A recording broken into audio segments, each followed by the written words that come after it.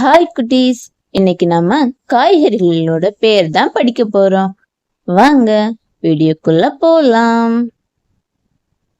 இது carrot, carrot, carrot. Beetroot, beetroot, beetroot. தக்காளி, தக்காளி. உருளைக்கிழங்கு, உருளைக்கிழங்கு. வெங்காயம், வெங்காயம். குடமிளகாய், குடமிளகாய். வெள்ளரிக்காய், வெள்ளரிக்காய். கத்தரிக்காய், கத்தரிக்காய். மிளகாய், மிளகாய், மிளகாய். Beans, beans, beans. பூண்டு, பூண்டு.